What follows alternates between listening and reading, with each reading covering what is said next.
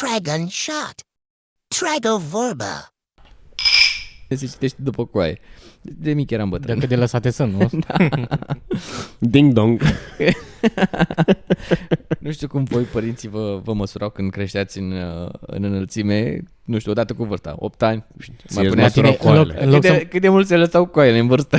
În loc- 10 ani? aia zic, în loc să măsoare în sus, măsurau în jos. Se duceau în jos. Și a zis, am mai făcut un an. Și el tot n-a crescut în înălțime. El s-a dus cu coele. Păi nu, că m-au tras în jos. Asta a fost minusul meu în viață. Greutățile vieții. Asta, exact. A fost minusul meu, tras în jos de coaie. Așa. Dar într-un fel este bine.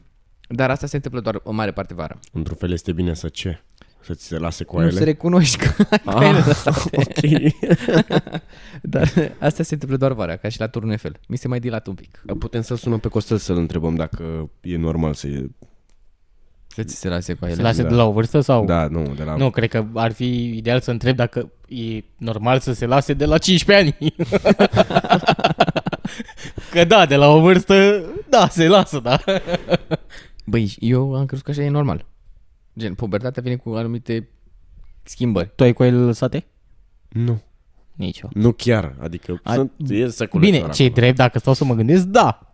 Față de acum ceva ani, da. Îți lăsate rău? Adică Nu. Acum nu, nu știu. nu. Bine, nu știu ce înseamnă rău. Că... Păi nu-i vezi genunchiul. nu știu dacă ați văzut că la un moment dat am început să port numai ciorapi din aia mai lungi.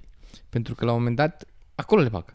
Gen fără gen. Le poți împleti? Bă, hai, terminați-vă. Ok, Pula mea hai, cu gata. discuția asta. Vorbeam de 3 dorințe și am ajuns la De discuție 3 cu coaie. dorințe.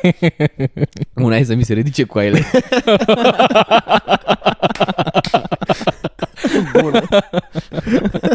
A doua? Se numește lifting din ăla. Lifting la coaie.